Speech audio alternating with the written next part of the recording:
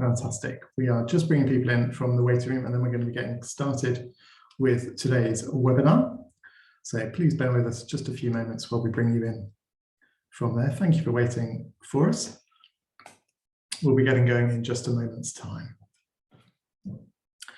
So as you're coming in from the waiting room, I'll do the proper welcome to you all. I'm James Banks, I'm Chief Executive at London Funders, and it's brilliant to have you joining us this afternoon.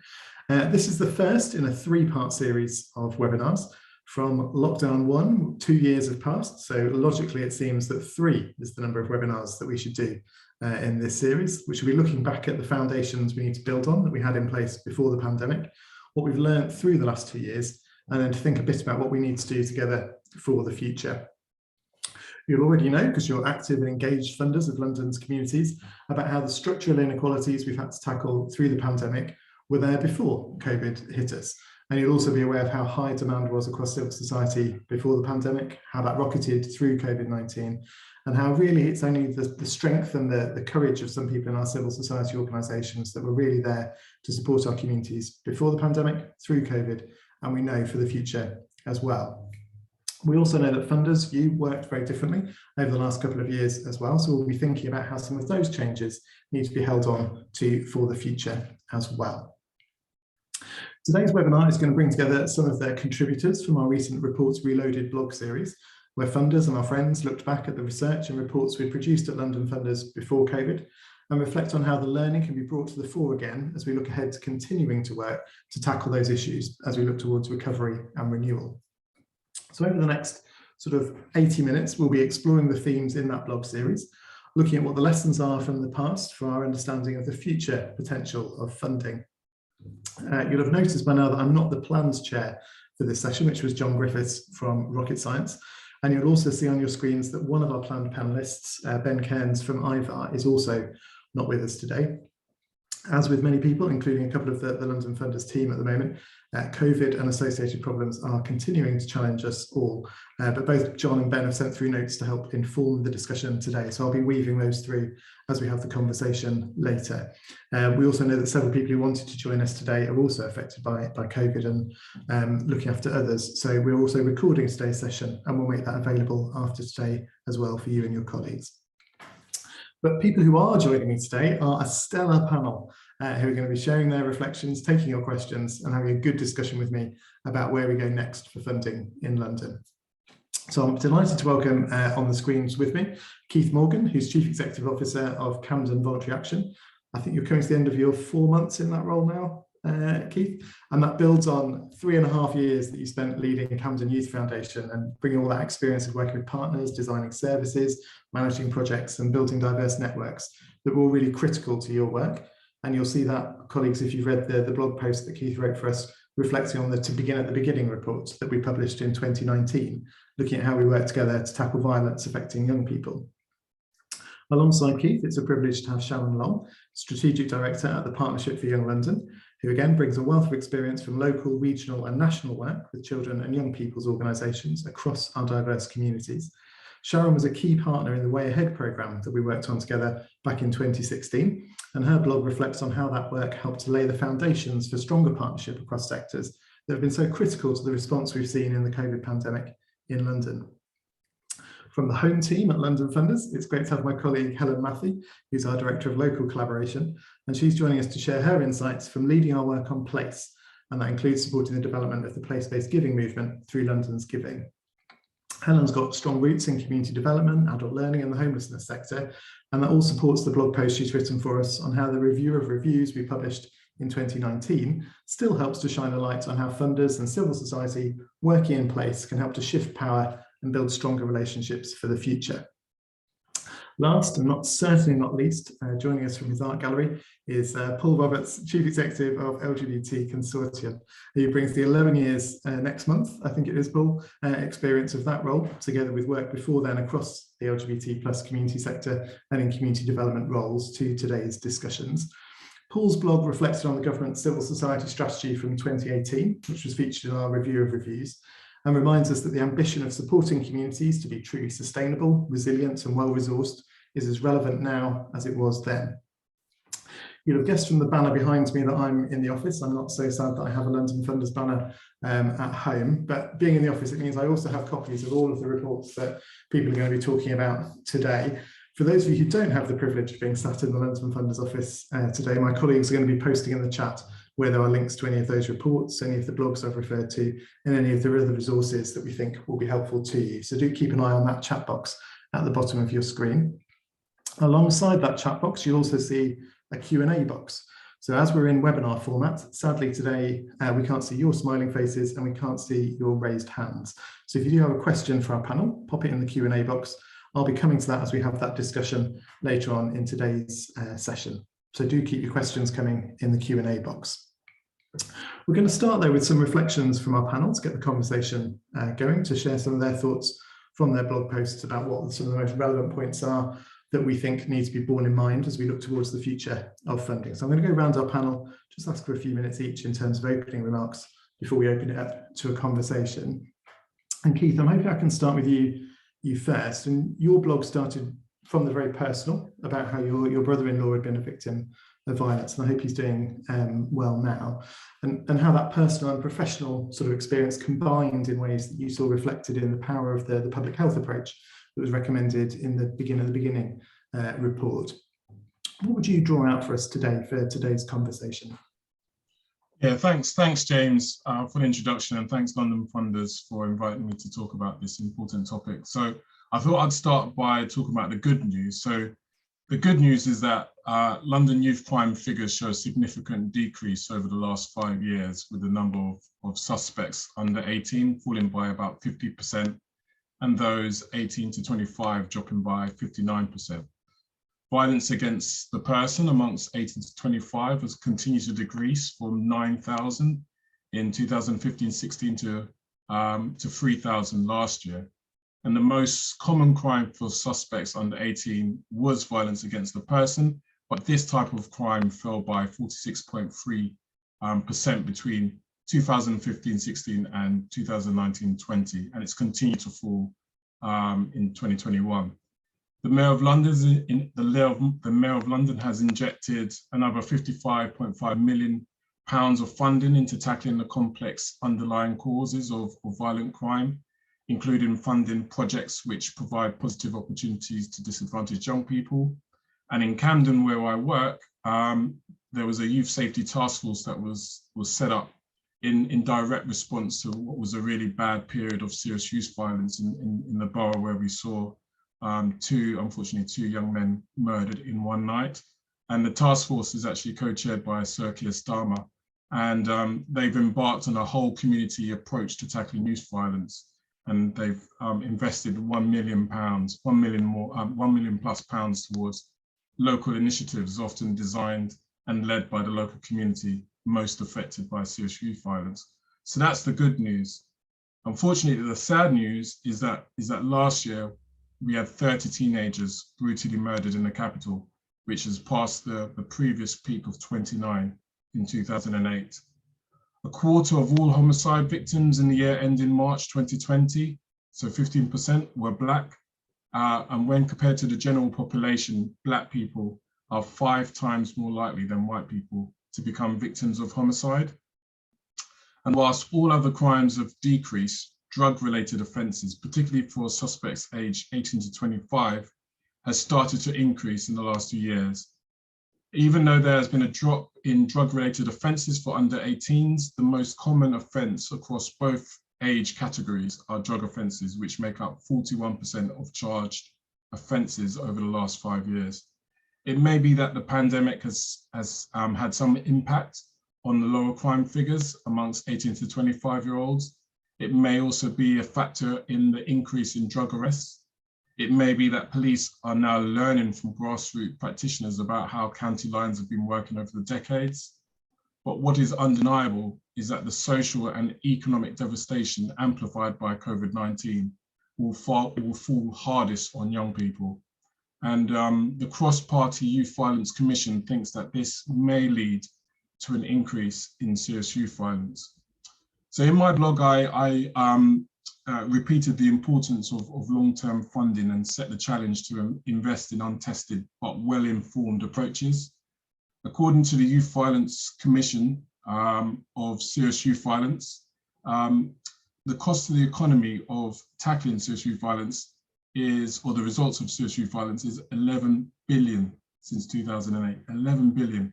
That's over $500 million each year. This means that if the VRU network would only need to reduce serious youth violence by 3% to be cost effective. In the sector, we see too many examples of short-term, one-year investment in initiatives that we know require long-term investment to achieve long-term outcomes.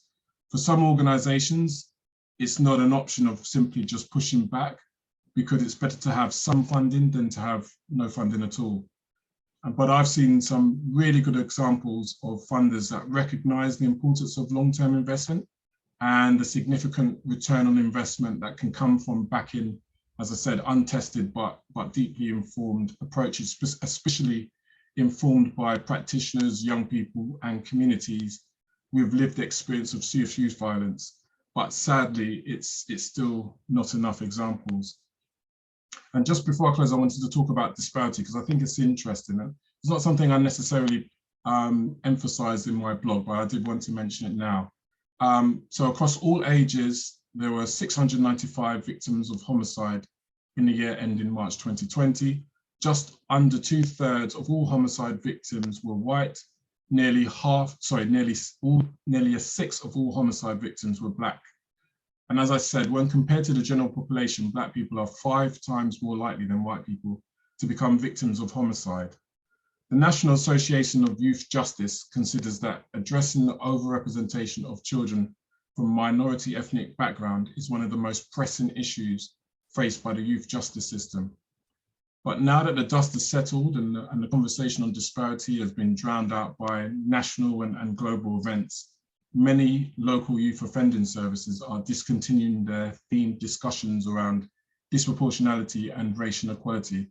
We cannot allow this to happen, because what will happen is that we will fall into that cycle of letting things bubble up, bubble up, bubble up. Something terrible happens, it boils over, and then we allow people to respond in shock and horror about things we've been witnessing and experiencing for years. So what I would like to see is more investment in programs that specifically focus on tackling serious youth violence in acknowledgement of disproportionality, unequal treatment in the criminal justice system, adultification of Black children, and cultural competency.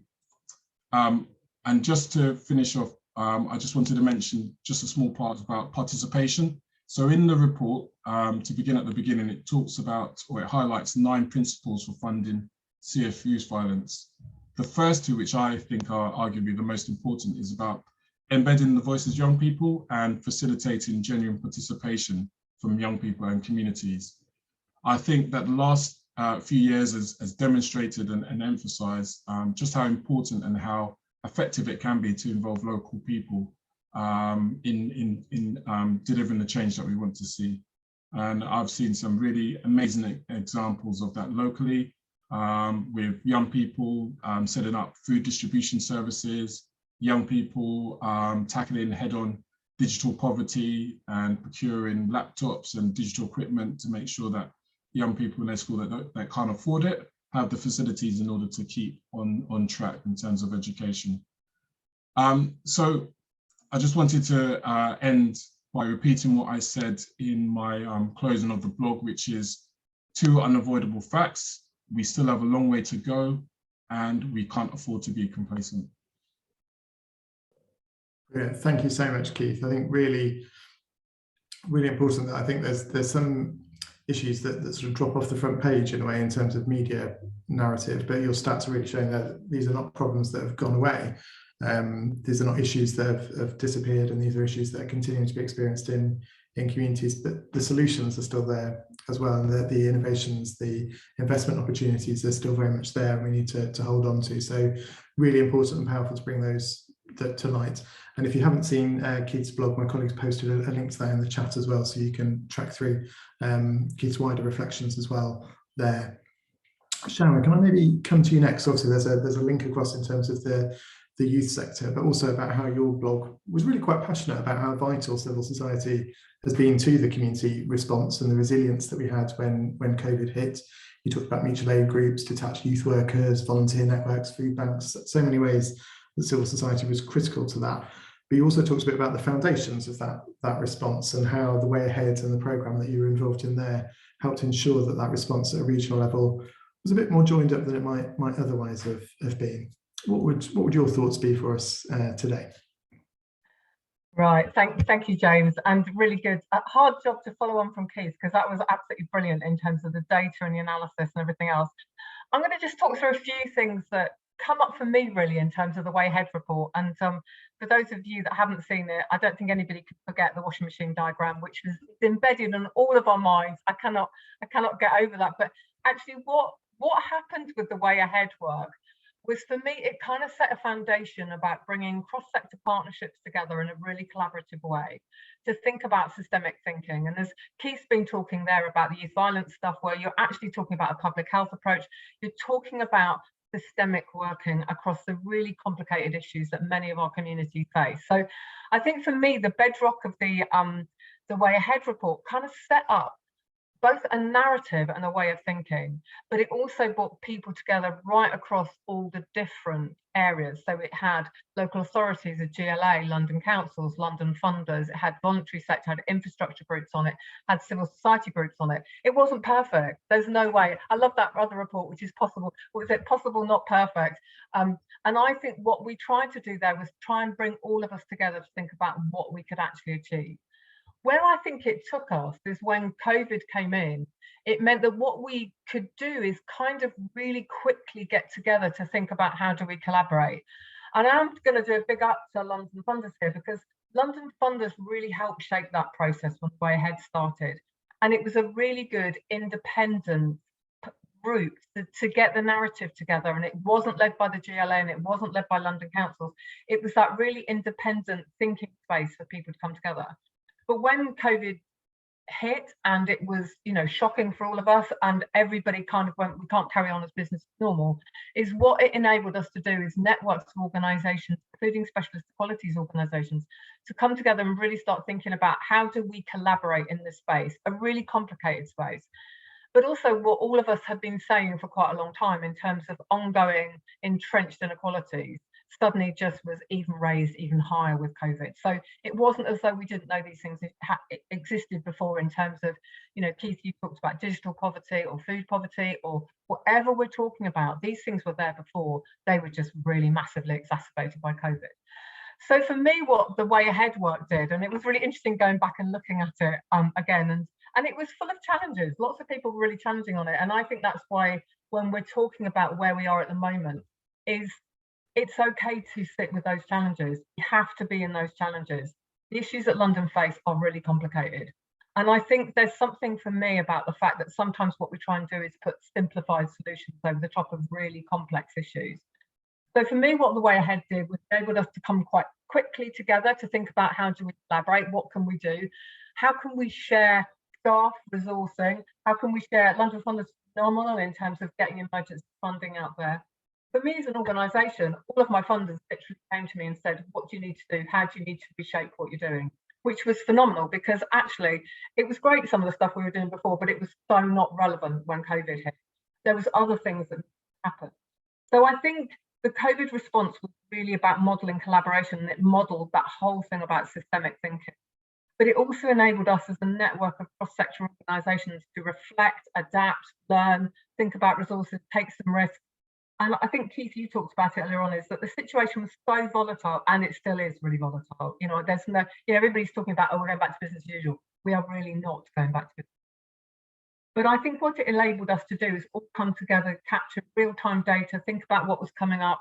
If we picked up an issue, like for us as the youth sector, we suddenly really picked up that lots of youth sector organisations were doing detached youth work. Absolutely great. Young people were out in the streets. Some of them, it wasn't safe to be at home. Absolutely. The police were picking them up. The police were also picking up youth workers, Black youth. So we had to come together and say, what's the response here? Because we need to get ahead of the curve on it. So the idea of all of those organisations coming together really enabled us to think about what are the emerging issues we're picking up, and how do we need to adapt to what we're doing and be quite agile and flexible and responsive in terms of the context. In terms of youth sector, the other thing we did is Everybody was out there collecting data all over the place. So how can we share that data, share that insight, and think about what do we do as a result? Because it's not just about knowing how many more people are being pushed into poverty. It's actually about what's the response that comes as a result of knowing that. I guess moving forward, there's some stuff for me about how do we sustain the momentum? How do we think about not going back into our silos? And I'm very guilty. I'm looking at James Banks here, and James and I used to spend probably literally every day on a call together, and I haven't seen you for about 3 months. But there's something for me about how do we not go back into our silos working? But also how do funders think about resourcing some of that work that isn't project work, the collaborations, the partnerships, time out for people to come together and do some learning together. That for me is absolutely vital, because sometimes what happens is you end up just going into the projects and then you just don't know how things are going to go forwards. It's almost like you do a project, then it moves on. And I think the data context for us is pretty bad, I think. For many young Londoners, when we look at the data in terms of what young people are saying, not only are some of their outcomes really bad, but also more worryingly, or just as worryingly, actually not more worryingly, they don't feel that decision makers are listening to them. They really don't think that they're being listened to. They don't think that services are being designed with them, for them. And the other thing is that they're not waiting for us to open the door for them. They're going ahead and organising. They're going ahead and doing things. And I think for us as organisations and funders, we need to be thinking about future-proofing everything we do, because actually what might be a really good resource or a really good response now is not going to be fit for purpose in the future. The second thing I think we need to do is we all need to think about how do we step back and let other people step up into spaces, because I think sometimes we dominate some of the spaces that we don't enable other people to. And from our perspective, particularly about young people. On a positive note, what I have seen, this is a very specific example, but we're doing a piece of work around a Pan-London office of care leavers. You know, COVID has hit young people who are care experienced in a really appalling way. But don't get me wrong, their outcomes have been bad for ages. And we talk about corporate parenting responsibility, but we don't actually do it. And so what we've done is we've all come together across local authorities, housing, funders, and others to look at what's a Pan-London offer for care leavers. But we're doing it with those young people. Those young people will be chairing the subgroups. They will be looking at the data. They will be talking to their, bringing their views and opinions in by the young people. They held an event online. It was going to be face-to-face. They held an event with 98 people, and that was most of the directors of children's services across London all came to it to hear what needs to happen. And they were quite challenging on it, rightly so. They were really challenging. They were saying, don't see us as data, see us as you have a responsibility to do something dramatic to improve our lives, because this is not okay. So I think there's some really good ways in which this is happening. And I think that the COVID has taught us that systemic thinking is absolutely vital. No one organisation has sole responsibility to make this happen and can't make it happen. Funders showed incredible versatility throughout this period, but we need to sustain that as we deal with the current complexity of our context. And I think there's loads of great examples out there that I think we need to carry on and build on and develop, but it's not a static environment. And I think sometimes we all need to come together in spaces like this to say, what does it look like at the moment? What do we need to do? But also, how are we listening to the voices for us as an organisation of young people in terms of really talking about what's going on? Because things are changing quite dramatically. And I know, Keith, you talked about it, the adultification of particularly of Black young women. You know, this is all happening. Though young people are having these debates all over the place. The danger as organisations is we run the risk of not being able to be part of those conversations and supporting part of those solutions. I'm not saying we have to lead them in any shape or form. We kind of need to step back and support young people to lead those conversations as well. So I think the way ahead gave us a great baseline. I think we built on it during COVID. I think we could still do more to bring those collaborations and really strong partnerships together. And there's the will there, but we have to keep on investing time in it. And also, particularly for some of those smaller voluntary sector groups and sector organisations and with young people, think about how we resource that and really make it happen in a meaningful way. So those are some of my thoughts. It's not particularly coherent because I jump around every time I see something else. It's kind of like, you know, what have I seen, the latest thing that I've seen, and how do I bring it in? But I think there's a great opportunity, and I think London Funders has really shown the way on a lot of this in terms of setting the context, setting narrative, and bringing people together to have those conversations. Thank you, Sharon. I think that was coherent, but it was also passionate and clear in terms of some of the challenges that that remain, but also some of the positives. I think there's examples there about actually, you talked about the challenges of the way ahead and needing to sit with those challenges. Some of that, you don't always know the value of what you've invested in and the work you've done until you're pulled on to put it into action. And I think that important point about investing time and resource takes time to show results. And we need to think about that in terms of the long-term investment that Keith was talking about as well. This is all about how we build that system more effectively, not just for crisis, but for long-term, as you're talking about there with children and young people with experience of care, how we bring that alive through the processes that we do in terms of voice, data, insights, and genuinely co-produce and co-design some of this. So thank you for sharing those reflections. Paul, I'm going to pick on you just because Sharon talked a bit about foundations and structures, and actually your blog makes a really strong connection as a house renovator about sort of investing in the foundations and the structures at the beginning is always cheaper than fixing problems later. And actually that's a really powerful metaphor, I think, for actually how the civil society needs that investment and communities need that investment, just as physical buildings do, to make sure that they're resilient and strong for the future. So what would you focus our minds on as we have this conversation? Thanks, James. My brain is always trying to find a picture for everything to try and make sense of it. And I'm being in the middle of a house renovation, that just happened to be the one I fell on for this particular blog. And it was really interesting from my perspective. Mine was reflecting on the government's civil society strategy from 2018. I was asked to write this from a perspective of both the funder and the funded. And it's a really interesting dynamic that we play at LGBT Plus Consortium, now distributing funds, but also still being funded to do our core infrastructure work as well. And it was the first time I'd kind of done a piece of writing that was coming from those both perspectives. I kind of talked about at the beginning that the strategy was really of its time, but actually on reflection, it's also a strategy that's timeless. It's just the language that's of its time. You could replace much of that language with levelling up right now, and it would read the same. It was something in the ministerial forward that really sort of that gave me the ended up being the title of, are we really building a future that works for everyone? Because there's all this lovely language in it, and the ministers talk about government being there to strengthen organizations, whether they're large or small, because we're the important parts that hold society together, and nobody can argue with that. And some really lovely choice phrases of we need to work with organizations for years to come, a lifetime of contribution, empowerment and investment for local communities. It's like a political campaign, but it's very, you can't argue with those words. It's something that we all want to do, whether we're a civil society organization, a political party, as funders. They are just things we have to do, and they're actually fundamental if we're going to collectively achieve what we want to achieve, which is, I would hope, well-resourced, sustainable and resilient organizations, no matter what field we're working across.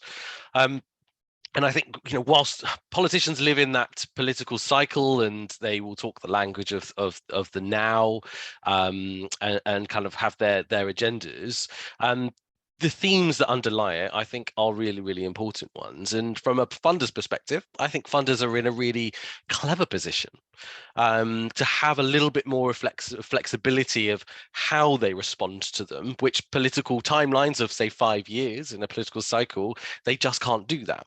Now, I get, that some funders will have trustees, they will have their own rules on what they can give money to and can't, and their own structures, but there's still that level of additional flexibility, which I think the pandemic has truly shown.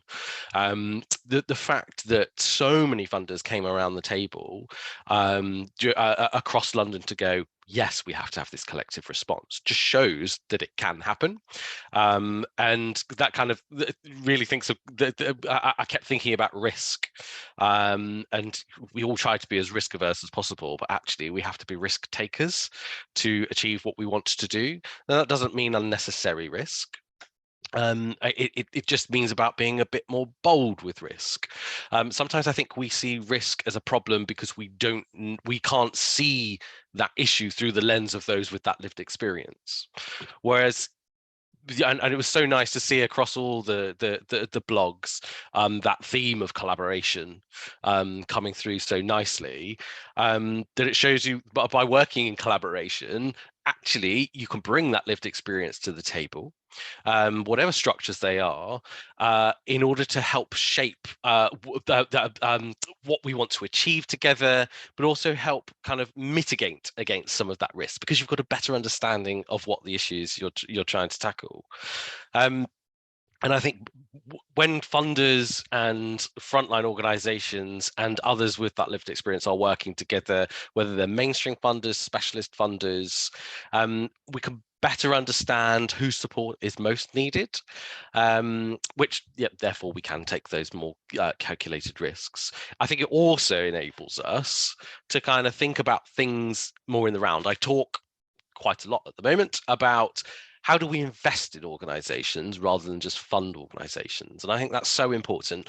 And, you know, my blog says, you know, money is really important. Please keep the money coming in. That's really important. But equally, there's no point just giving people money for a certain amount of time without kind of thinking about what's the wraparound that's needed. Organizations kind of need support with connections, with media, particularly in this age of quite vicious social media, and so how so many organizations can get caught by that. So the support there, but those connections with other funders, with others doing similar work, with others across really different sectors, which is something that we've been exploring over the last year on sectors that we wouldn't normally connect with, to see what interesting things might lie on the horizon. And those connections, the wraparound support, the co-design, the co-delivery, I genuinely believe is where we're going to see the really good systems change. And we know systems change isn't going to happen overnight. It can't. I think we saw some really interesting sparks happening during the pandemic, which shows it can happen quicker than people might think, but it needs that sustained investment. Sharon, you talked about one-off projects, and you know, sometimes one-off project money can be useful, but that longer-term funding, but kind of being quite agile with that longer-term funding as well. It's nice to start seeing funders thinking in that longer term, thinking 5, thinking 10 years. But we all know in 10 years' time, what we're experiencing now, I mean, 2 years ago, we could not have imagined the pandemic. But in 10 years' time, what else could we not have imagined? You know, that as we move into an even more digital age, you know, how do we ensure that digital poverty is being tackled? So that longer term funding has to be really agile with it. So as things shift, whether economically, socially, politically, that funding can shift with it. So it's not a rigid bid you write 10 years ago, and then you go, oh, I'm still having to do this work 10 years later, but it's not quite working for me. Funders and the funded working together to see how the synergy of that works across that timeline, because then I think that could really lead to some really exciting and really innovative work. Although every time I talk about innovative work, most of the time it's not actually innovative. It's really, really great stuff, but those doing that work don't perceive it to be innovative. It's just those from the outside seeing it for the first time go, wow, that's really innovative. No, it just works. So again, that comes back into that risk thing. The more you know about an issue, the more likely you are to be able to kind of mitigate the risks and take those exciting next steps. So my final bit is just also thinking about how do we invest as well as fund for that longer term, whilst also balancing out, being careful as funders that organizations don't become reliant on 1 or 2 funders. I think that it's something we have to kind of think about. It's not to say, you know, one funder can't fund something for 10 years, but actually what other relationships are being built around that? How are we thinking about sustainable income streams? And also something that also came up by one of the other panel about how do we ensure that we don't fall back to business as usual? I think there's hints of that happening, but also there's hints of that not happening, and some exciting relationships beginning to kind of grow from what happened at the pandemic. So kind of keeping a sharp eye on that end, which is starting to kind of revert back to type, but also kind of really shining that light really brightly on those collaborations and partnerships that are continuing to do things differently. Fantastic. Thank you so much, Paul. I think you're absolutely right. we're not always able to anticipate what those changes are going to be. And I think actually the subtitle of that review of reviews that we had that you're referring to in the 2018 was after the year of reviews, what might 2020 have in store for London civil society? We had no idea, did we? We had no idea. But I think fundamentally, you're right. We all want the same thing. Whatever the challenges that we're dealing with, whether you're a funder, civil society group, we all want people, we all want communities, we all want the world to be better. We all want it to be fairer, we all want it to be greener, we all want it to be safer. And we need to think about things differently if we're going to bring about that end result. You're absolutely right. We often think about risk, but there's the risk of not doing something as well, and there's the opportunities we miss by focusing too much on the risk. And while collaboration creates the space for that to happen, it's also about this shift, as you say, from funding to investment, and actually thinking about communities in a different way. So thank you for bringing that to light. And I think it's also a beautiful segue to Helen as well, when you talked about being more than the money. The place-based giving movement that Helen works alongside is absolutely about that. So Helen, I'm going to come to you, because your blog talks about joining London Funders and that movement, that place-based giving movement, at quite a moment of crisis really for our communities. But also I think it was in your blog, that sort of moment of clarity about the power of this, the importance of innovation, and that doing things differently at a time of adversity proves its worth for the longer term as well. So what messages would you bring to us today? Thanks, James. Yeah, it was a very interesting blog to write. So looking back on a review that was done before I joined London Funders, and to be honest, knew a huge amount about place-based giving and what it was and what it was trying to do. And I think that point that you just said about what place-based giving is trying to do that is different in terms of some of the wider work that funders do, it's something that certainly the review kind of tried to pull out as one of the challenges, getting that narrative right about what place-based giving is in terms of its potential. And it's certainly something that still feels quite current now. But when we look back on what's happened over the last 2 years, it has kind of, in retrospect, been a hugely important moment in terms of how place-based giving schemes have filled a really important role at a local level. We've been rethinking what we think about the places we live, the communities we live in, the connections that we have. So I think, looking back at it in that context was really interesting. I was going to start though, just so the review that I was kind of looking back on was commissioned by the Office for Civil Society ahead of its investment that it subsequently made in place-based giving across the country. So there were 6 kind of pilot schemes that it invested in, one of which was in London. I was, as I said, a bit of a newbie to this whole world of place-based giving. So I was also just going to take this opportunity to try and define what it is that we mean by it, because I think it's one of those concepts that sounds very straightforward, and the more you unpick it, the more sides there are of it. But really it's about that coming together at a local level of different organisations, different individuals, different community groups to try and bring positive change to their area.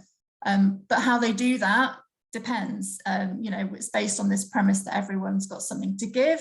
That might be money, but it also might be time. It might be the connections, the experience, and the understanding that different people from the community bring. And what's been very interesting is seeing the diversity of approaches across, we currently support an active network of schemes across about just over half London boroughs, and we're supporting schemes to develop in a couple more.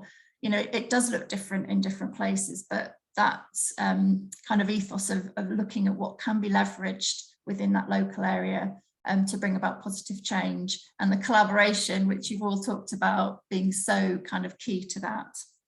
And that's certainly something that the review highlighted. So back in 2020, the review also found this kind of huge potential of place-based giving to leveraging new resources in different areas, to be part of that kind of local funding kind of ecosystem. But it also looked at what some of the challenges were to get place-based giving off the ground. It talked about not always a challenge, but the longer term partnerships that kind of need to be in place to help place-based giving be sustainable.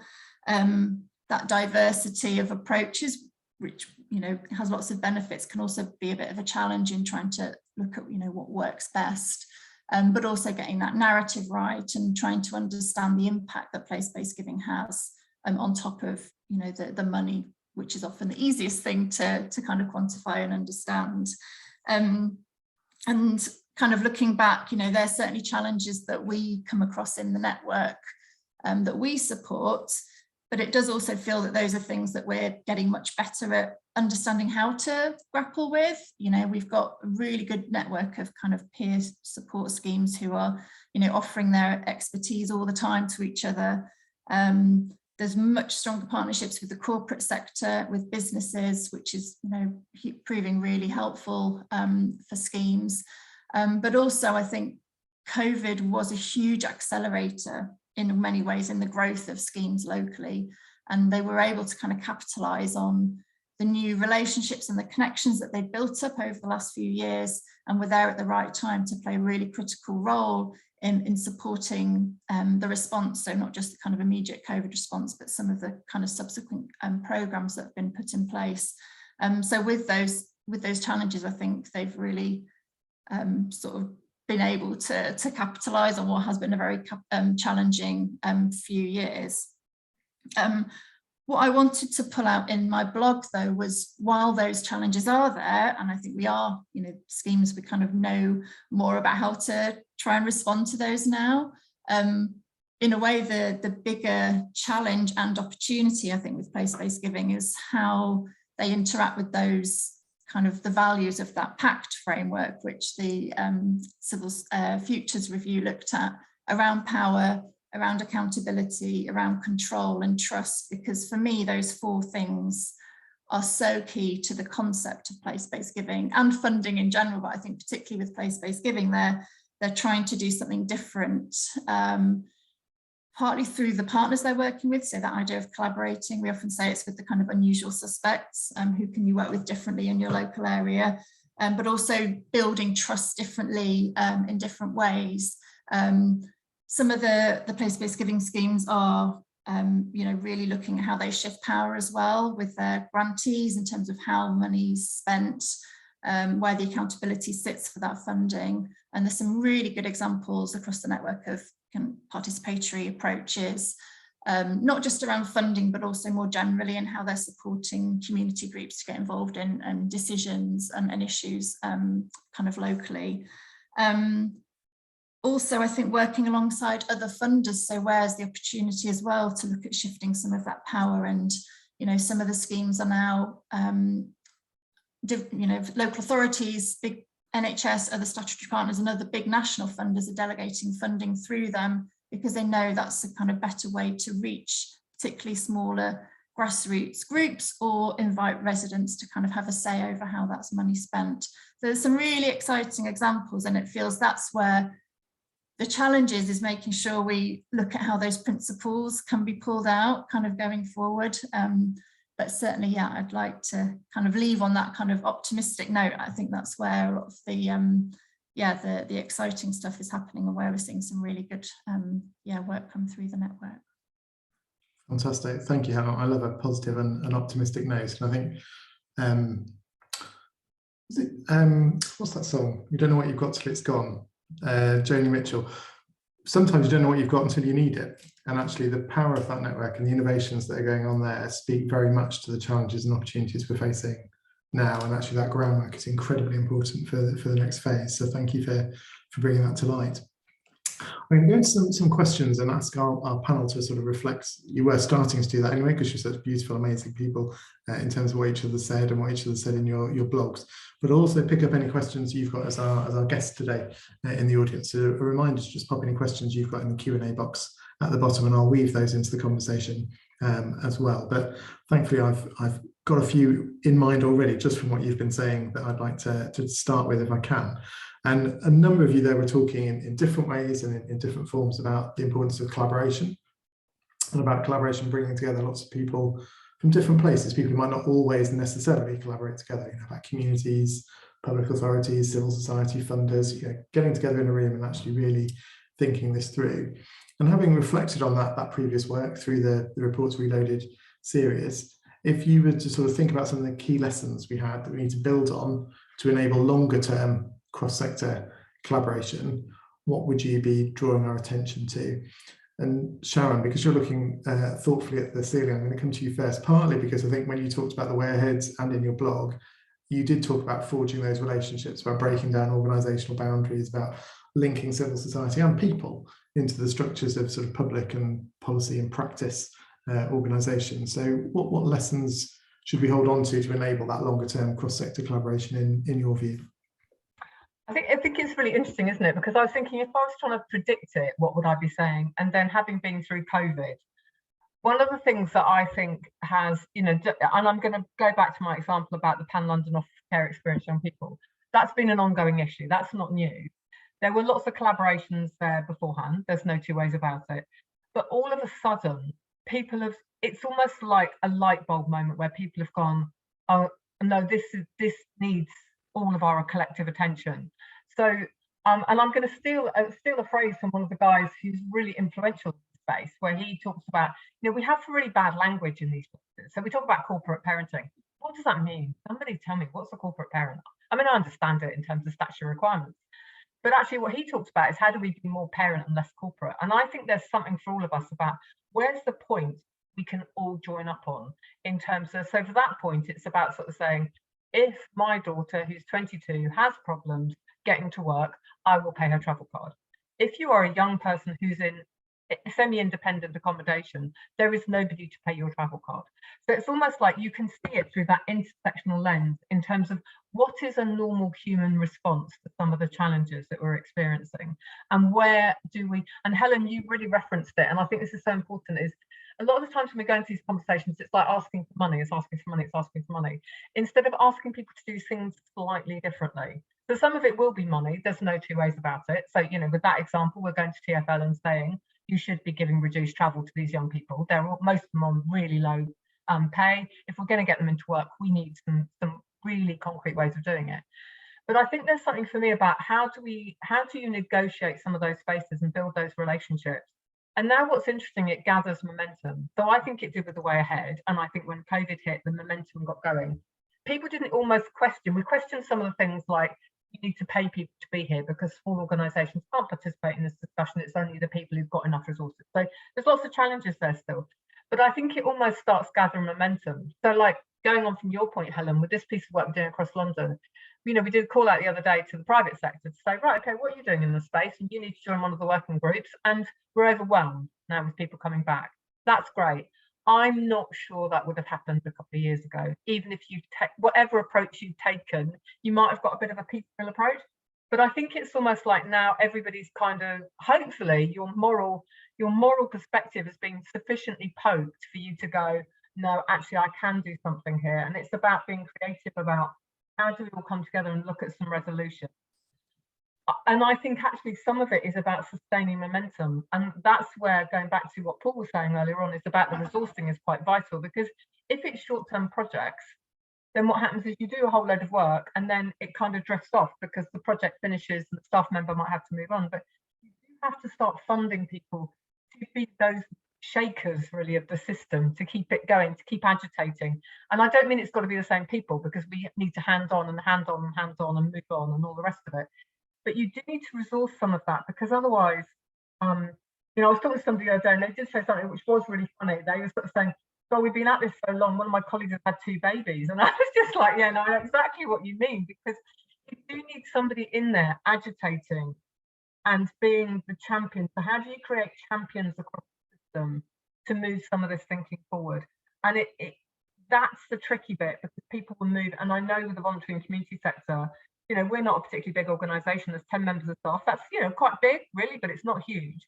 But if I lose 3 of my staff, then that piece of work just disappears. And it's about how do you resource those champions to keep that challenge going in an ongoing way, because otherwise it can, somebody was saying something to me the other day and I was thinking, oh God, I'm too old, because basically I remember that 10 years ago when it came out. But there's something for me about what is the change that comes about as well. And investing, first of all, James, as you said, is vital. Sometimes you don't really know what you're trying to do in that space, and perhaps way ahead we hadn't really thought it. We knew kind of what we wanted to achieve, but when COVID hit, it suddenly became, okay, now we all need to get on and do. And I think there's some really good things that we kind of got to keep staying that momentum behind it. And it's quite difficult because people are quite tired, and we're in another round of COVID, as you said earlier on. But I do think we need to start investing in those champions. Agitate. You need to agitate the system, you know, to keep people focused and to keep bringing them back to why we're doing it.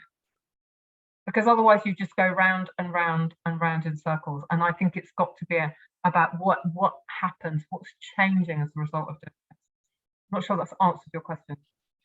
No, it has, I think, John. I think there's important points actually about, because some of that agitation and some of that championing and some of that changing doesn't happen unless there's investment in it and conscious and purposeful awareness that this is not an immediate solution, and you're not going to be able to tick a box and say this many people benefit in this kind of way. It's a different way of doing things to bring about that kind of change.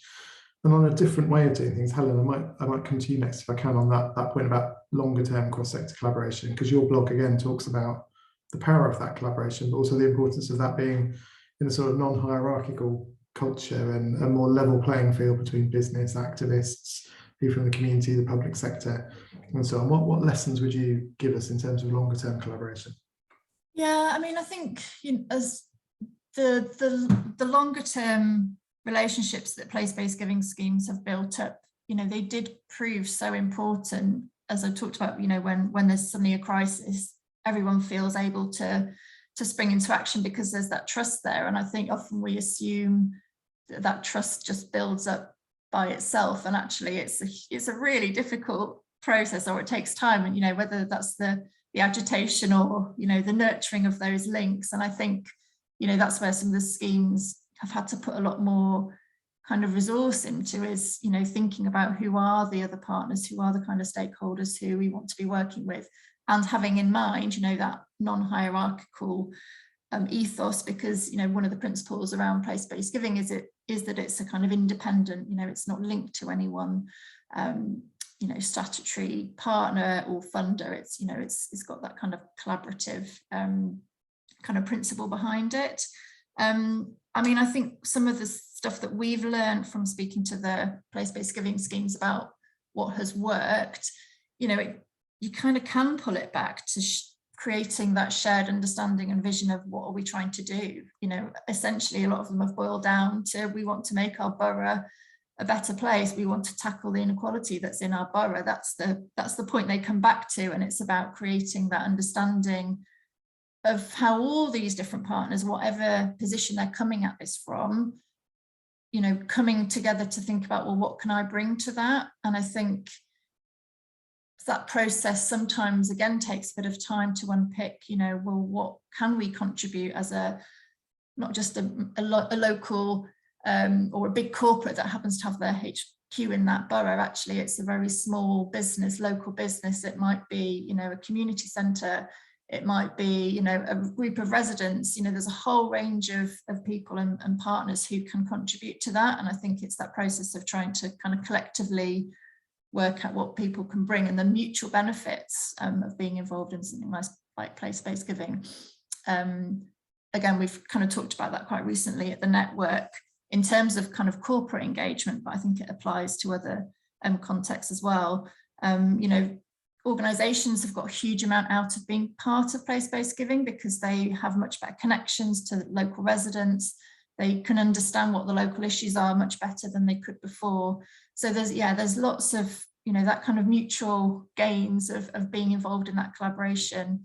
I think it's just, trying really hard to bring those up, you know, and make sure everyone's got the opportunity to reflect in that, because I think often we sort of take it for granted and assume it's happening, but I think there's lots of benefits. Absolutely, thank you, Helen. I think trying to hold on to those cultures where everyone does have something to give and where there is that shared understanding of need is really powerful to drive those collaborations. I'm going to expand on that question a little bit and bring Paul and Keith in as well as that sort of sense of longer term collaboration across sector. I think we've also seen that vital role of the sort of coordination across funders and bringing communities to the table at times of crisis, but also to just generally, this is a good thing to do. And we need to try and make sure we've got some of the mechanisms in place that are there to make sure that this kind of connection, this kind of co-production and co-design and this kind of collaboration happens on a regular basis for the long term. I guess a reflection from you about whether you think we have some of those systems in place already or whether we've got a lot further to go. And Keith, I might come to you first if I can, just because your blog again talks about building on the strengths of local people. Actually, you used the example from NAVCO, I think it was, about breaking down barriers, working at pace, prioritizing need, genuine partnership, actually being able to work in those kind of ways. And if we were to take some of those lessons and apply it now to the longer term, what might that look like? Either from your experience with the Young People's Foundation, you're now leading the work coordinating civil society in Camden, about what mechanisms do we need to have to keep that energy and that momentum alive?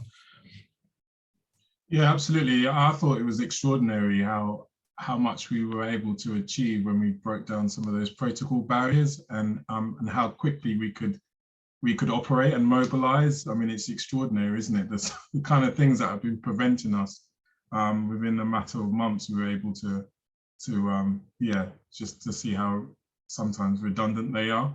But yeah, I think that the central point is that, as Helen said, trusted relationships are there, they've been achieved. And so it would be bizarre, slightly perverse to then resort back to, creating those barriers, because what is the balance of, what is the risk? We've seen that, by allowing organizations that are best placed to deliver for those communities and support those communities, by giving them the power of authority, almost devolving that power to them, how much more that they can achieve and at what pace they can do that. So the central point has to be, let's not go back to where we were.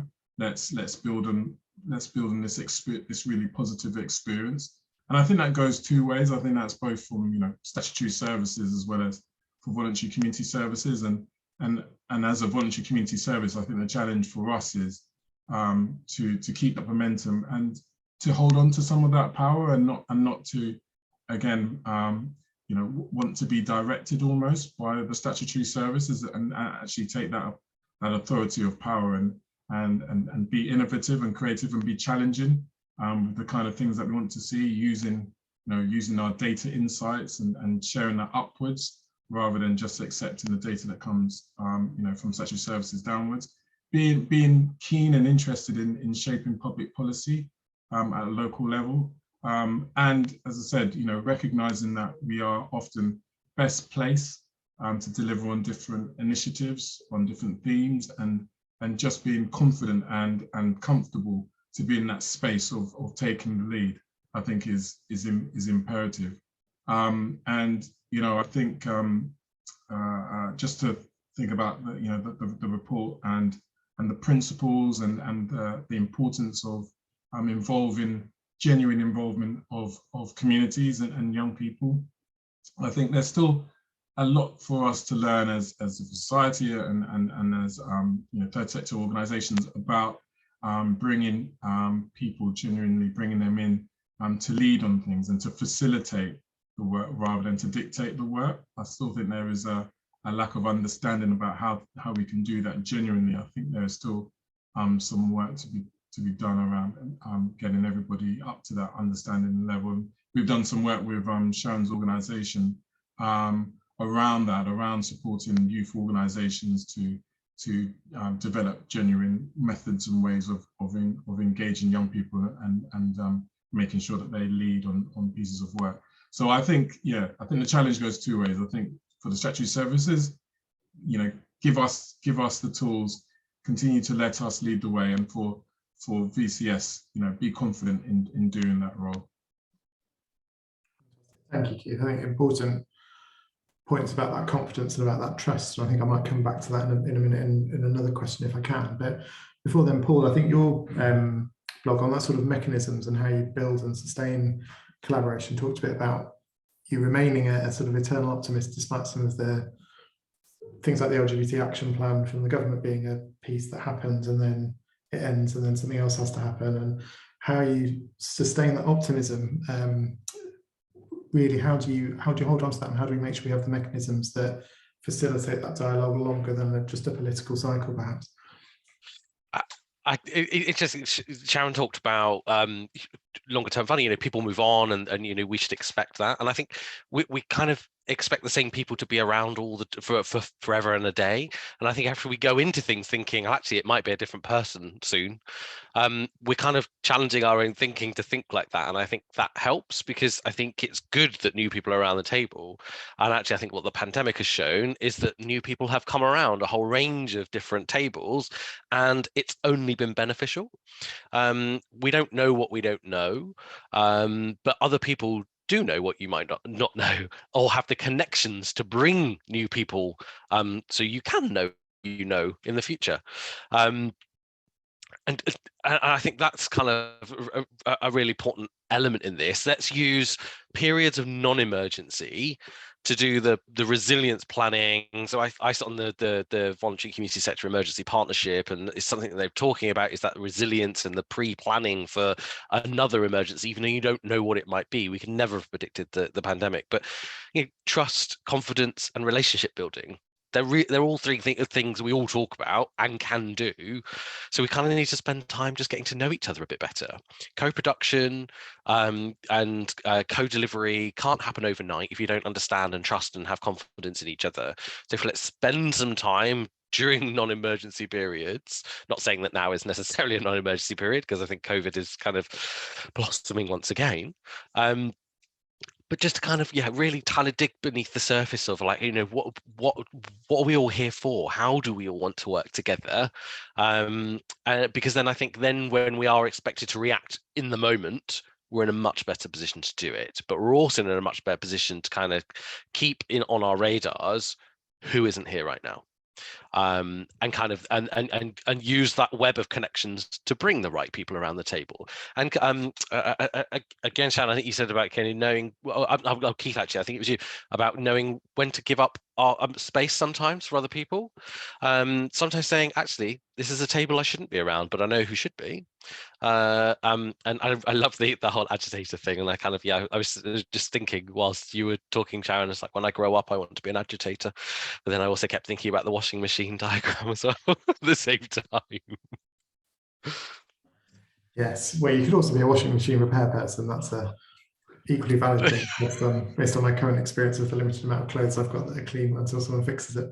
But yes, really important points. I think the importance of that, investing in things that are the mechanisms that you would need in the event, and that example of the emergencies partnership is another strong one, because I think the challenge is always there's always a sort of impact measurement bit that pops up, and a conversation to be had there. And I think I used to work in the advice sector, and I could tell you how much income we had maximised someone by a welfare benefits session, or how much debt had been written off, and I could quantify stuff like that. I find it much harder to quantify what I do in this job, which is about networks and relationships and building trust. And it's worthwhile because you see it writ large at times, like a pandemic, when people come together and respond together because they've got those trusts and they've got those relationships. But it's very hard to prove what you're doing outside of that, and adopting some of those ways of working is going to be really important. And it's a question I'm going to come to, because I was going to ask you about trust, and then there's a question I'm going to link to that's been asked by someone in the audience about trust as well, that I'll bring into this, because I think you've all, in different ways through the blogs and through what you shared today, talked about the importance of trust and shifting power in communities, between agencies, between funders and communities and civil society organisations. Trust and power is quite a common theme that's through the words that you've shared with us in writing and today. And I think the question we got in was about some funders maybe shifting back to old ways of working, perhaps a bit faster than people were hoping that they would. And so a question, if I can get you to talk a bit about trust, a bit about power, but also about how we sustain that courage, that flexibility that was shown by funders and others during a time of crisis, or some reflections about why it's so difficult to maintain if that's your contribution you want to make. And Keith, I might pick on you first if I can, just because your blog talked about the sort of courage of investing in something new, and you gave the example of Jamal's comments at the end of the beginning report. And we worked a lot with Jamal, and he was rightly very challenging about things that we need to do differently funders. And the point you were drawing on there was about, it's not just always about funding things that are driven by evidence, it's about funding things that are informed by people, and trusting some of those rather than always just going to the thing out of the cupboard that you know is going to work to an extent. So if you were to sort of give us some reflections on trust and power and how we can sustain some of that courage and flexibility we've seen over the last few years, what would you be saying to us? Yeah, again, this is, goes back to what we experienced in COVID-19 and being in those community statutory service emergency meetings and being faced with a huge challenge to support members of the community, try and identify members of the community most in need and then try and support them. And the council, if we're honest, not really knowing what to do or what direction to go in, and being really reliant on the local voluntary community sector to kind of guide them in certain areas. And so at the point where they said we need this, what can you do, how can you help us, and the whole rigmarole of needing to provide a theory of change and provide objectives and all of that stuff, it just went out of the window because the need was there and we needed an immediate response. And so I think that's it's a great example of why in some cases it's not necessary. And I think what Jamal was saying in the report was so important, that the fact of sometimes those tried and often over-invested projects and schemes and programs, if you look at them, they don't actually have the best outcomes, but because they're familiar to us, we continue to invest in them. When there are other programs, initiatives that do require more longer term, more sustained, probably more funding, but they are untested, but they really are well informed by those that are either affected by the issues or working really closely with those issues. And they don't get the platform that they deserve, and so they're not invested in. And I've had, I won't name any names, but I've had examples of experiences where I've worked on joint bids with organisations within the local voluntary community sector, and it's been really fantastic bids. I mean, amazing pieces of work focused around building relationships with young people, long-term relationships with young people.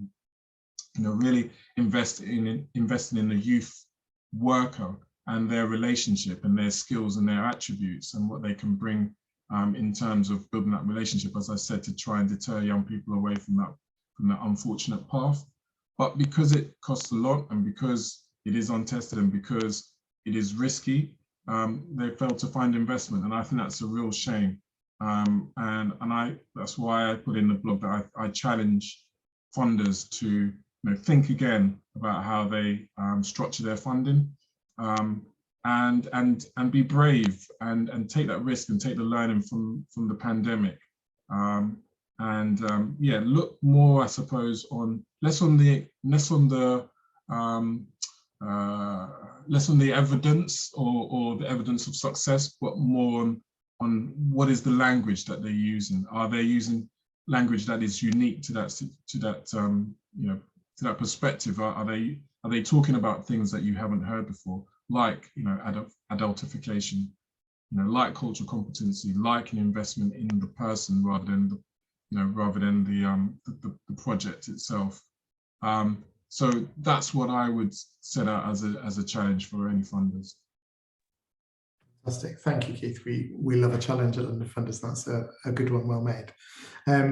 Paul, can I ask you if you've got challenges or thoughts for funders as well about that sort of courage and flexibility and how we hold on to, because you talked a bit about that lifetime of contribution, about moving beyond short-term investments. We need long-term relationships, we need investing in communities, and you guys were a really important partner to London Funders and our network through the pandemic and trying to shift where money went to and how we got it to user-led groups. How would we go about holding on to some of that for the future? I was just trying to think. I was just randomly writing things down on a post-it note in my hand when Keith was speaking, and I was thinking about risk and actually partners, and risk is relative to your starting point. And actually, I think that's one of the powerful things of bringing on partners and working in partnership as funders together, is that it changes not only your perspective, but also your starting point. So, as an LGBT plus organization, fundamentally, we know with so many funders, your starting point is having to explain why LGBT plus issues need to be funded in the first place. And so by the time you've done that, you've used your word count, and that's it. And you can't talk about what you actually want to talk about. Whereas actually, if you've got funders working together as partners, and you've got those specialist organizations on board, that's changed the starting point. There's your change. So therefore, the organization has the trust and the confidence to go, I can actually talk about what I need to talk about, and I know that there's that level of understanding.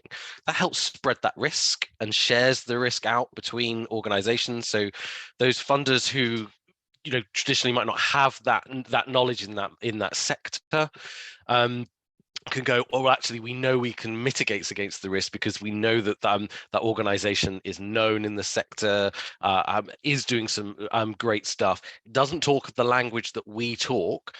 They talk a different language, but it's a language that resonates to that community, which is so important. And so I think it's kind of that combination of the risk taking is mitigated by partnership working, which then results in higher impact. And because I was thinking about what you were saying, James, it's sometimes difficult to articulate that impact. And actually, we might not see some of the impact of what we're working on over the last couple of years for another 10, 15 years. But again, by working together as partners with civil society, those frontline organizations, funders, statutory bodies, we're kind of bringing different perspectives of that impact along the way as well. So it's that safety net for each other to go, we know there's impact here, don't we? And we can all just kind of agree without having to go, okay, well, we need numbers on this, because numbers just might not be there. It's the stories that matter. I mean, there are countless stories from the pandemic of the difference emergency funding has made. Try to put that into numbers, it would be really difficult. So let's get those stories in front of funders, and I mean trustees as well, because sometimes, I've read a lot of LGBT plus bids now through our funding, and you almost become desensitized to what you're reading. But as soon as you kind of read a story about somebody's the impact on somebody's real life, it wakes you up again. So let's get those stories out there, wake funders up to this is why we're doing it. Sorry, I went off on one a little bit. No, not at all. I'm hoping you do. I think it's really important. I think there's a really important point there as well about how we work to make sure that communities and people don't have to justify their existence. They don't have to justify their space. They can actually talk about what it is that they're here to do, not why they have a right to exist. And I think there's something really important and powerful about how we use infrastructure organisations, be they local council of voluntary service, specialist infrastructure organisations, people who work thematically all in place, actually to drive some of that understanding so that we can build a stronger foundation together. So again, good point well made. Thank you, Paul. Helen, do you mind if I come to you as well? Because actually the sort of how of funding was one of the themes of your blog as well, wasn't it? The shifting power. You talked a bit as well earlier on about participatory grant making approaches, and you talk about sort of redesigning accountability. What would you say in terms of maintaining that agility and courage of funders for the future? I mean, I touched on a couple of examples, and I definitely urge anyone who's interested in kind of looking up on the London's Giving website, where there's, we go into some of those examples in a bit more detail. And that's shown, I think, things like the participatory grant making, which schemes like Camden, Islington, many others are also doing now. It shows that there need not be this idea of risk associated with, shifting or sharing that power. Money is power, but so is knowledge and expertise and understanding of local issues. Funders, or not all funders, have that, and they'd probably willingly admit that. So, combining the resources that they have with that, other asset, which I think is huge, it doesn't necessarily need to be a kind of risk. And I think they've sort of seen that, for example, through involving local people in, not just deciding where money goes, but shaping the funding programs from the start, thinking about how you should try and measure impact. You know, we've talked about that already, but you know, why should the funder be? Surely it's the community that you should be kind of accountable. So, you know, schemes like Barking and Dagenham are doing some really interesting work at the moment around what different forms of accountability could look like. So I think it's kind of how we sort of try and debunk some of those fears, I think, but not to kind of, you know, don't want to kind of underplay them, because I think, you know, they are there, but sort of trying to look at where it has worked well, what are the lessons that we can draw out. And it doesn't have to mean ripping up everything and starting again. I think it's, you know, it can just be making some changes to elements of, say, funding programs, you know, doing it kind of a bit step by step. And I think we're seeing across the network, there's a huge kind of variety of ways that people are approaching this idea of shifting power. There's a partnership of about 4 schemes at the moment exploring that through some funding they had through the Cornerstone Fund to look at how the way they give out funding can try and tackle some of the kind of inequalities that there have historically been in the way that money's been distributed. So there's a huge amount, of learning, I think, to take from that. But yeah, I think just one final thought. It's kind of, I think, just being really honest and upfront about where there is the kind of idea of risk. Where's that coming from? And if it's there's that collaboration. I think you mentioned, Paul, that kind of doing stuff collectively takes away some of that fear. And I think, yeah, there's huge kind of benefit, I think, from doing it, in that sense of doing it together. So thank you, Helen.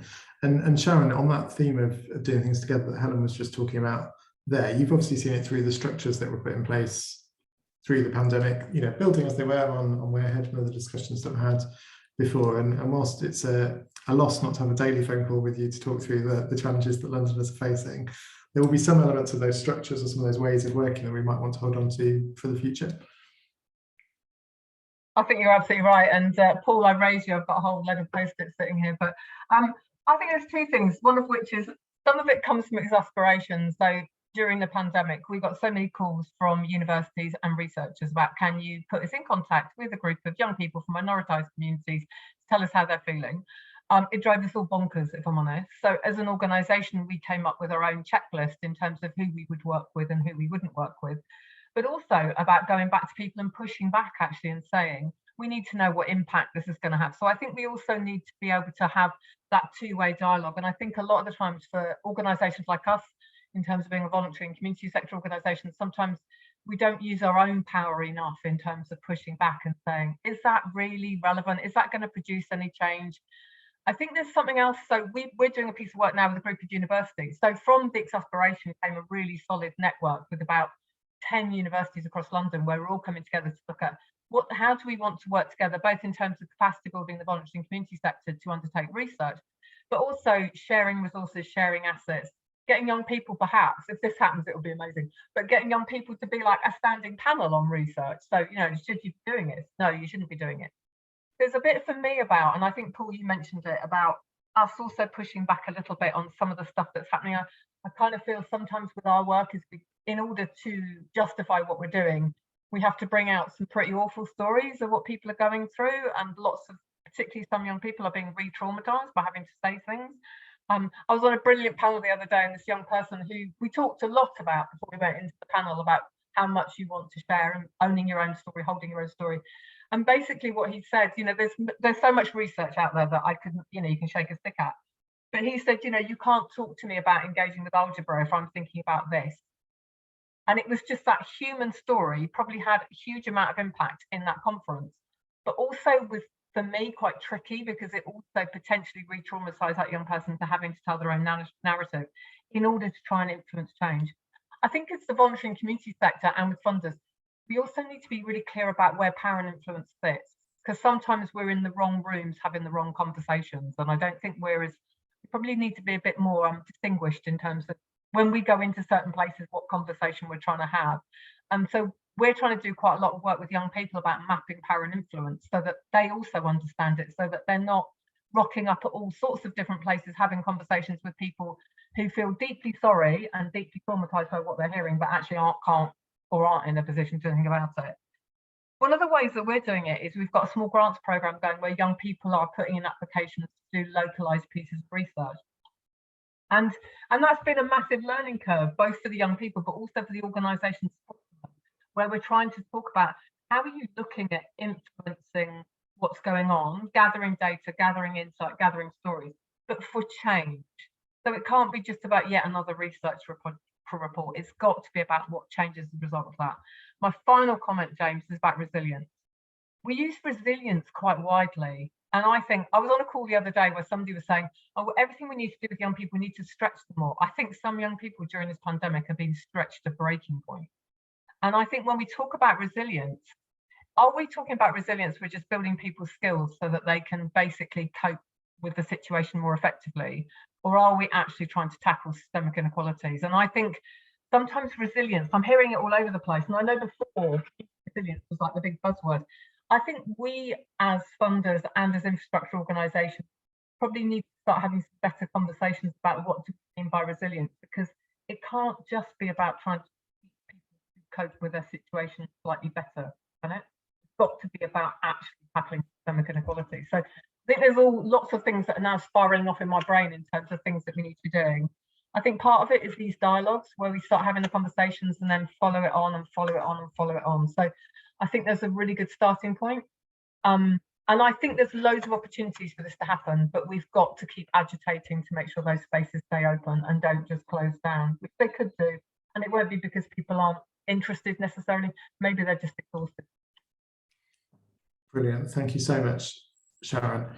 There's so much in there, and there's so much from what all of you have said that I'm going to be really incredibly mean now and ask you to try and condense it into a 1-minute soundbite each. If you were to round off today's discussion by telling us, I don't know, one lesson from the reports you've read or the projects you've been involved in from the past that we should hold on to, and one action that we should, as funders, take after today's discussion in 1 minute each, what would you tell us? One lesson, one action. I see some of you scribbling on post-it notes. So Keith, you look like you've got your thoughts already formed. I'll come to you first. Yeah, okay. So in my blog, I gave a very personal account of the effects of serious youth violence from the perspective of a victim, family member of a victim. But sometimes I think the topic can feel really detached, as in something that happens over there. But it's not the case, unfortunately, for too many young people. So there was a survey, the Safer Lives survey recently, and it found that 50% of young people or respondents aged 16 to 19 said that they knew at least one young person who had been hospitalized by serious youth violence in the last 5 years. That's really staggering, that's really worrying. So I guess the one action I would say is, and absolutely taking what Sharon just said about not re-traumatizing young people. But I think where they feel comfortable to share and where they feel comfortable to be part of the delivery of the program and the development of the program, I think involving young people, because they often have a lot of the answers and solutions to make it work. And then just one more thing is go back to that point about trying to invest, trying to test and challenge yourself to invest in things that are not tried, but are often really informed. Thank you, Keith. Sharon. I think for me, one of my key actions at the moment, this is just a moment, it could change next week, but it's a resilience conversation, is how are we having better conversations about what we mean by resilience? So I think that's absolutely critical for me. I think the other thing, the key action as well, is about how do we look at, when we're holding other people's stories, which a lot of us do, how we do that in an authentic way that isn't about re-traumatizing, and being really clear about that. And sometimes that will lead to some, we've had some challenges back from some young people who want to stand up on stages and talk about some things, which I totally understand, but I can't always guarantee how that audience is going to hold that story. And so there's something for all of us about having some braver conversations about what it means to hold other people's stories in a way that isn't just about sensationalizing, re-traumatizing or othering. So I think there's, and I haven't got any answers for that. I just think it's got to be an ongoing conversation and debate amongst all of us. Absolutely. Thank you, Sharon. Helen. 1 minute, what a challenge. I think, well, my two, unsurprisingly, are going to be around collaboration, which, James, you'll be pleased about as it's in my job title. I think for me, it's something, you know, in terms of what we can learn from this, a sort of lesson to take forward. It's being kind of prepared to come to those kind of conversations, and, you know, the convening, we talk a lot about convening, kind of knowing what you bring, but also that understanding that everybody will bring something slightly different, and that there's huge value in that, and where to sort of find the common point around where people can kind of coalesce, because there will be one, and that's where, you know, the huge benefits are to be had. And I think on that theme, in terms of going forward, it's persevering with that process, because I think at times it can feel quite slow, or it can feel a bit stop-start, but, you know, we can't rely on a crisis to get stuff done. So how do we kind of persevere? Lots of words like ambiguous and messy have been used when I've been talking about collaboration recently, and I think that's fine. That's kind of what, you know, might be the reality, but I think there's, yeah, huge benefits that, you know, kind of persevering with that in mind, but not losing sight of the ambition. There you go. Fantastic. Thank you, Helen. And last but not least, Paul. Thanks, James. I just think, so history has a perilous ability to be able to repeat itself, but we see that as a somewhat negative thing sometimes, because we remember the bad things. So I was just trying to thinking about, well, how do we reframe that? So this historical starting point we start from is a positive thing. We've talked about during the pandemic building tools and the connections and everything. So if we've got the tools, that means we can write the instruction manual. If we write the instruction manual, everybody it has it there, and so it's there to kind of respond to when things, a new emergency or an urgency happens, rather than us having to start from scratch again. So as part of that, my action would be get to know somebody new. Spend some time with a different organization. If you're a funder that has particular areas that you fund, speak to somebody outside of that area, build a new connection. It might not lead to something, but you're kind of getting that different perspectives. Then those new relationships can kind of blossom much quicker. So yeah, get to know somebody new. Thank you, Paul. A very practical and very powerful way to end. We are at the end of our webinar for today. I've got very little to say other than a huge thank you to Keith, to Helen, to Paul, to Sharon for that conversation. It's impossible to summarise in the time that's available, because there's so many really powerful and important points you made. I think there were some really strong themes of trust, of relationships, collaboration, risk, opportunities, long-term investment, learning, authenticity, agitation. That's the one I'm going to try and hold on to for the future as well.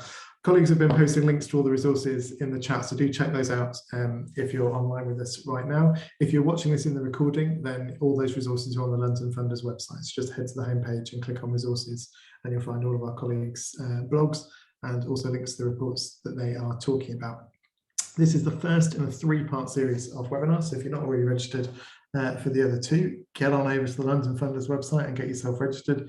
And again, colleagues will be posting in the chat the links to the upcoming webinars to reflect on 2 years since lockdown 1. So do make sure you log on so we can see you at one of those soon. But we'll be ending today's webinar now. Thank you all so much for joining us. Get out there, go and meet someone new, and then be bold, be creative, be courageous, get agitating, and let's really try and build on that learning over the last couple of years so that we can take some action and build that stronger, fairer and greener city that we know that we want to do together. And do get in touch with any of us at London Funders if we can help you on that journey to the better place that we want. But thank you again for joining us. Thank you to our panel. Enjoy the rest of your day, and we'll see you at the next webinar in the series. Bye for now.